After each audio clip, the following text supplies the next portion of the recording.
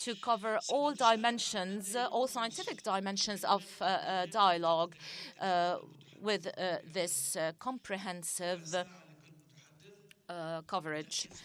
Each lecture will have 15 minutes, and we will conclude with a series of recommendations that are both scientific and subjective, and that may be considered as a call upon societies and communities to act. Many have asked us what was the reason behind such a participation to this conference.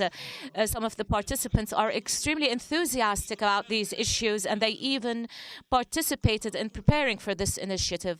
My answer always was, what was the motivation that led Henri Dunant in his own country, and we are in his country now, in the country of peace, in Geneva, the city of humanitarian endeavors, and the country of peace and dialogue. What was the motivation that led Henri Dunant when he neglected his commercial activities and spent money, since he comes from a well-off family, spent money in order to hold a conference and adopt the Geneva Declaration, which is based on 10 articles. We hope not to have the same end as Henri Dunant. He actually lived in isolation for 5 years because he noticed that the Geneva Declaration was not respected. And after he died, his body was discovered after 5 days from his death. So the question is, what is the motivation behind Henri Dunant's effort, and that was adopted in '59, and that, of course, concentrates on the protection of the civilians in armed conflicts. So we are here, and we insist on the importance of respecting human dignity before, during, and after conflicts and armed conflicts. Thank you.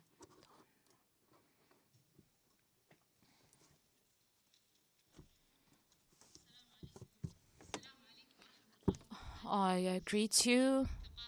Education and culture are the bases of humanitarian dialogue.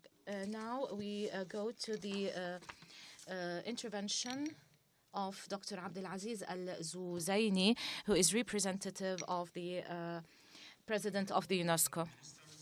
Excellence, distinguished participants, ladies and gentlemen, on behalf of the Director General of UNESCO, Irina BOKOVA, I have an honor and pleasure to welcome you all at today's conference on the role of information and culture in the promotion of humanitarian dialogue.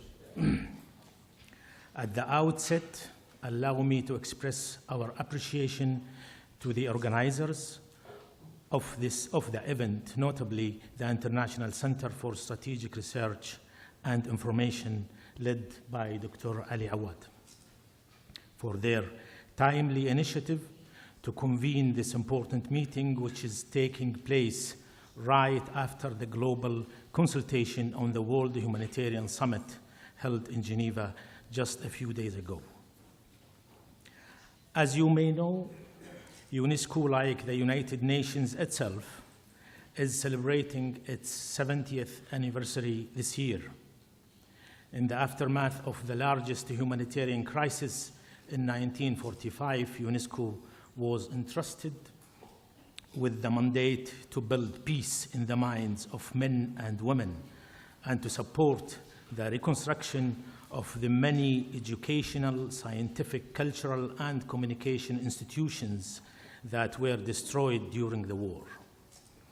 70 years after, This aspiration remains valid despite a multitude of changes in the global, increased, interconnected, yet fragmented landscape.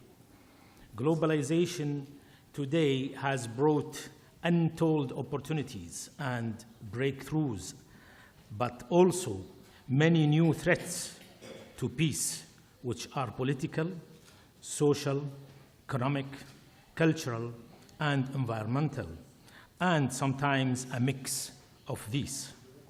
They can take the form of intra or interstate tensions, which may turn into conflicts, wars, terrorism, water resources disputes, misuse of cyberspace, as well as the combined effect of all these forces in producing disruptive social transformations and traumatic human population movements and resulting humanitarian crisis.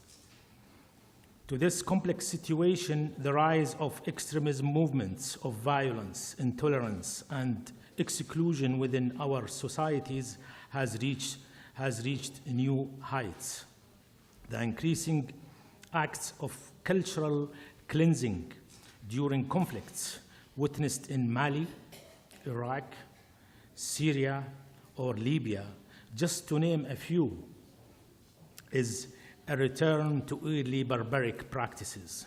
The mass movement of entire populations across borders and oceans has also provoked sharp tensions amidst profound human suffering.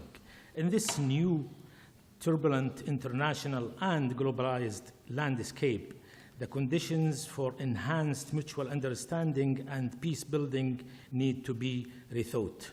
Changes in the world call for the development of a new humanism that is not only theoretical but practical, that is not only focused on the search for values, which it must also be, but oriented towards the implementation of concrete programs that have tangible results.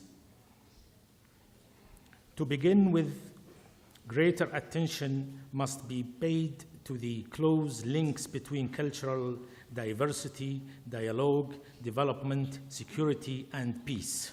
One of the most crucial challenges is to rethink these independent notions so as to inform new approaches in all domains. Education, and particularly post-primary education, remains a critical step when it comes to humanitarian issues. UNESCO's response is focusing on youth education and empowerment, providing educational opportunities and enhancing quality of teaching and learning, both in formal and non-formal settings. This is, for example, the focus of our work for young people affected by the crisis in Lebanon, Jordan, and Iraq, building principally on the Syria Strategic Response Plan 2015, SRP, and the Regional Refugee and Resilience Plan 2015-2016, 3RP. In this context, the Bridging Learning Gaps for Youth program launched by UNESCO in February 2015 enables access to secondary and higher education, improve its quality, and build resilient education systems for the affected youth between ages of 15 to 30, both within Syria and in the region. Culture is more and more acknowledged as a key enabler for sustainable development, as reflected in the 2030 Sustainable Development Goals. But culture remains a sensitive area, which may exacerbate tensions and forcefully humanitarian intervention after a crisis. Indeed, we witness today repeated attacks on cultural and or religious identity in conflict, against which UNESCO calls for action by actively raising awareness on cultural cleansing. The organization played a central role providing support to the United Nations Security Council that led to the adoption of Resolution 2199, which condemns the destruction of cultural heritage and provides legally binding measures to counter illicit trafficking of antiquities and cultural objects from Iraq and Syria, is worth considering.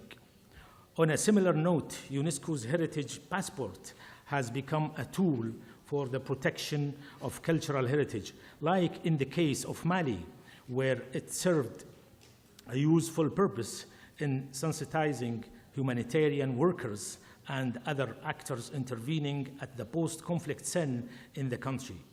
The launch of mobilization campaigns such as Unite for Heritage has also proven to very effective to sensitize the international community on the importance of heritage and the denunciation of acts of cultural cleansing in conflict situations. The use of media and information literacy is another entry point for strengthening the capacities of media professionals to deliver an impartial and neutral treatment of information, notably in humanitarian and post-conflict and post-disaster situations. In this regard, the UNESCO Community Radio Program is a powerful tool as it offers a valuable substitute for information sharing among communities in areas devastated by conflicts or even environmental disasters. Overall, UNESCO work seeks to enhance the awareness of cultural and religious diversity and respect the human rights. The development of intercultural competences and cultural literacy is an evolving area of knowledge and understanding other cultures as well as one's own culture, while at the same time recognizing that each culture provides only one option among many possibilities. This is the key entry point for genuine intercultural dialogue and its relevance for preventing violent extremism, and it is central to UNESCO's lead of UN efforts in implementing the International Decade for the Rapprochement of Cultures 2013-2022. This was also at the core of the debates of the UNESCO's conference held in June last on youth radicalization and the internet. It will also be the focus of the first ever high-level conference on countering violent extremism through education, which will take place in UNESCO on 6 November 2015. UNESCO will continue to enhance such creative and innovative collaboration with its member states, as well as with new stakeholders and partners, to further the goal of the rapprochement of cultures decade, which is to, quote, illustrate the benefits of jointly promoting respect for human rights and cultural diversity while acknowledging the importance of intercultural and interreligious dialogue to fight against new forms of racism, discrimination, intolerance, extremism, and radicalizations, thus forging ties among peoples and nations, end of quote. I have no doubt that this meeting will serve the purpose of creating better synergies for more effective information sharing mechanisms. This is a precondition for stronger coordination, while at the same time identifying and making the best use of the complementarity and comparative advantage of each and every actor committed to the indisputable values of a genuine humanitarian dialogue. Thank you for your attention. I wish you every success in your deliberations. Thanks.